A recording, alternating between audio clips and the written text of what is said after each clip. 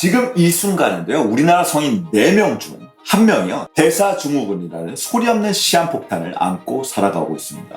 65세 이상이 되면 그 비율은요. 무려 50%에 달합니다. 더욱 심각한 것은 코로나 팬데믹을 거치면서 이 유병률이요. 더욱 가파르게 증가하고 있다는 사실입니다. 연구에 따르면 팬데믹 기간 동안 생활습관의 변화로 인해 대사증후군 유병률이 26.7%에서 30.2%로 급증했습니다. 활동량 감소, 식습관 변화, 스트레스 증가 등이 복합적으로 작용한 결과죠. 안녕하세요, 댄입니다. 이것은 단순한 숫자가 아닙니다. 특히 2025년 들어서 대사증후군은 특별한 초기 증상 없이 조용히 다가와서 심근경색, 뇌졸중과 같은 치명적인 질병으로 위협하게 됩니다. 당신의 건강을 가장 위협할 수 있는 이 소리 없는 위협의 정체를 정확히 밝히고요. 인생의 중요한 터닝포인트가 될 수 있는 길을 함께 찾아보도록 하겠습니다. 그렇다면 이토록 우리를 위협하는 대사증후군, 정확히 무엇일까요? 많은 분들이 오해하시는 것처럼 대사증후군은 하나의 질병은 아닙니다. 복부 비만, 높은 혈압, 높은 혈당, 높은 중성지방, 낮은 HDL 콜레스테롤, 이 5가지 건강 위험 요인들이 한 사람에게 동시다발적으로 나타나는 상태를 의미합니다. 이 중 3가지 이상 해당되면 대사증후군으로 진단하게 되는 것이죠. 대한민국의 대사증후군 진단 기준은 다음과 같습니다. 첫 번째는 복부 비만인데 허리둘레 남성은 90cm 이상이고 여성은 85cm 이상입니다. 높은 중성지방 수치로 혈중 중성지방이 150 이상이고요. 낮은 콜레스테롤 수치로 남성은 40 미만이고 여성은 50 미만입니다. 그리고 높은 혈압으로 수축계는 130 이상이고 이완계는 85 이상이며 높은 공복혈당으로 공복혈당이 100 이상이거나 또는 당뇨병 약물 치료 중이거나 당뇨병 진단을 받으신 분들이 해당됩니다. 30대 이상이 되면 대부분 많고 적고의 문제지 기본적으로 복부 비만이 있습니다. 그리고 중성지방, 공복혈당 100 이상이 되는 분들은 주위에 너무 흔하게 볼 수 있죠. 이런 위험 요인들이 합쳐지면 그야말로 엎친 데 덮친 격이 됩니다. 대사증후군이 있는 사람들은 심장병이나 뇌졸중과 같은 심뇌혈관 질환 발생 위험이 일반인보다 훨씬 높아집니다. 혈관에 찌꺼기가 쌓여서 동맥경화를 유발하고 결국 혈관이 막히는 끔찍한 결과를 초래할 수 있죠. 또한 당뇨병으로 진행될 가능성도 매우 커집니다. 인슐린 저항성으로 인해 혈당 조절 능력이 망가지기 때문이죠. 뿐만 아닙니다. 비알코올성 지방간, 만성 콩팥병, 많은 여성들이 가지게 되는 다낭성 난소증후군은 물론이고요. 심지어 일부 암 발생 위험까지 높이는 것으로 알려져 있습니다. 대부분 뚜렷한 초기 증상이 없어서 침묵의 살인자로 불리지만 때로는 만성 피로, 집중력 저하, 단 음식에 대한 갈망, 머리가 멍한 브레인 포그 같은 미묘한 신호를 보내기도 합니다. 이 모든 것이 대사증후군이 우리 몸에 보내는 위험 신호, 즉 결과입니다. 그렇다면 이 무서운 대사증후군은 도대체 왜 생기는 것일까요? 그 핵심에는 바로 인슐린 저항성과 내장 지방이라는 2가지 주범이 있습니다. 먼저 인슐린 저항성입니다. 인슐린은 혈액 속에 포도당을 세포 에너지로 사용하도록 돕는 호르몬인데요. 인슐린 저항성이 생기게 되면 이 세포가요, 인슐린에 제대로 반응하지 못하게 됩니다. 결국 포도당은 세포로 들어가지 못하고 혈액 속에 넘쳐나서 고혈당을 유발하고요. 우리 몸은 더 많은 인슐린을 만들지만 상황은 악화되게 되는 것이죠. 그리고 이는 결국 인슐린을 만들게 되는 췌장을 지치게 해서 당뇨병으로 가는 지름길이 되게 되는 것입니다. 이러한 인슐린 저항성을 부추기는 가장 큰 원흉 중에 하나가요, 바로 내장 지방입니다. 배 둘레를 늘리는 주범인데 복부 깊숙이 쌓이는 이 지방은요, 단순한 지방 덩어리가 아닙니다. 마치 염증 공장처럼 활동하며 염증 물질을 뿜어내고 유리지방산을 과도하게 배출시켜서 인슐린 저항성을 더욱 심화시키고 혈관 건강까지 망가뜨립니다. 복부 비만이 단순히 살이 찌고요, 보기 싫은 미용 문제가 아닌 전신 건강의 적신호인 이유인 것입니다. 물론 유전적인 요인도 일부 작용하지만 더 결정적인 것은 우리의 생활 습관이죠.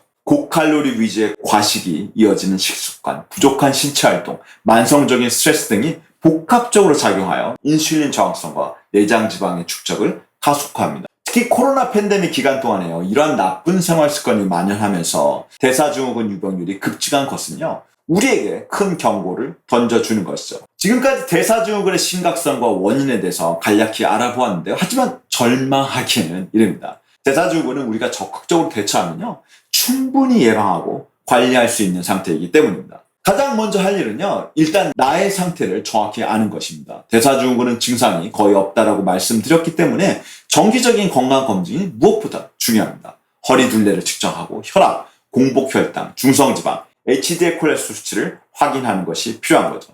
특히 사과형 체형으로 보이는 복부 비만은요, 눈에 보이는 위험 신호입니다.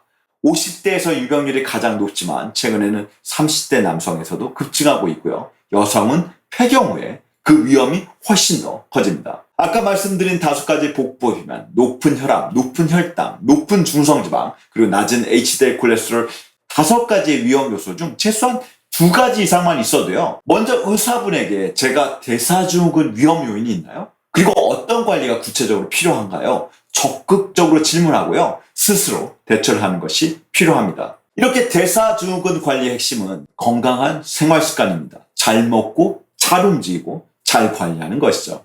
첫 번째는 건강한 식단인데 쌀밥은 현미든 잡곡이든 조금만 드시고요. 약간의 과일과 채소를 충분히 드세요.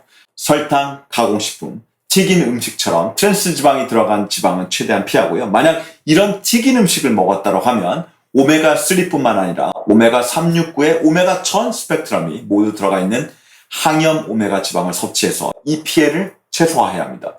특히 중성지방이 높다면요. 지방을 많이 섭취해서가 아니라 탄수화물을 많이 섭취해서이기 때문에 쌀, 과일, 가공식품을 포함해서 탄수화물과 당분 섭취를 줄이는 것이 정말 중요합니다.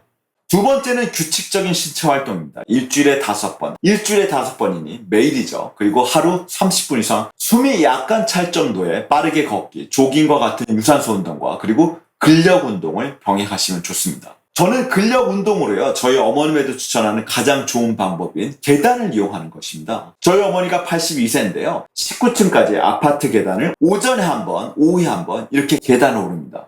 계단을 오르는 가장 중요한 이유는 건강도 있지만요. 다리 근육이 빠지면서 지와 같은 근육 저림이 나타나신 분들은요. 꼭 계단을 오르는 운동을 해보셨으면 좋겠습니다. 그렇게 계단을 이용하거나 걷기 등으로 활동량을 늘리는 것이 가장 좋은 방법인 것이죠. 세 번째는 체중 관리인데요. 과체중이거나 복부 비만이라면 체중의 5%에서 10% 정도는 감량을 하고 그 감량만으로도 큰 효과를 볼 수 있습니다. 특히 이렇게 한다고 하면 내장 지방 줄이기가 가능하게 되는 것이죠. 네 번째는 금연 및 절주입니다. 잔소리 같긴 하지만 흡연은 모든 건강의 적이라고 하는 것을 알고 계실 거고요. 과음은 혈압과 중성지방을 높이는 원인이 됩니다. 반드시 금연을 하시거나 술을 줄이거나 피해야 하는 노력을 하셨으면 좋겠습니다. 다섯 번째는 스트레스 관리 및 충분한 수면입니다. 만성 스트레스는요, 정말로 모든 건강의 위험 요인인데 명상, 취미 활동으로 스트레스를 관리하고요. 하루 7시간에서 9시간으로 충분히 주무시는 것이 중요합니다.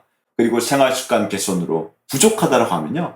의사와 상담해서 약물 치료를 부분적으로 고려하실 수도 있습니다. 중요한 것은 포기하지 않고 꾸준히 관리하는 것입니다. 오늘 우리는요, 최근에 급격하게 이루어진 식습관의 변화로 인해서 대사증후군이라는 소리 없는 위협의 실체와 그 위험성, 그리고 극복 방법에 대해서 간단하게 알아보았습니다. 복부 비만, 높은 중성지방, 낮은 HDL 콜레스테롤, 고혈압, 고혈당 이 5가지 중에 3가지 이상 해당된다면 당신도 위험할 수 있다는 사실을 꼭 명심하셨으면 좋겠습니다. 그러나 대사증후군은요, 우리가 관심을 갖고 노력하면 충분히 예방하고 관리할 수 있습니다. 오늘 알려드린 건강한 식습관, 규칙적인 운동, 체중 관리, 금연과 절주, 스트레스 관리를 통해서 지금 바로 당장 시작해 보셨으면 좋겠습니다. 아무것도 아닌 것 같이 보이지만 오늘 당신이 한 작은 실천이요, 건강한 미래를 만들 수 있습니다. 지금 바로 허리둘레를 재어보시고 가장 가까운 건강검진 일정을 확인해 보시면 어떨까요?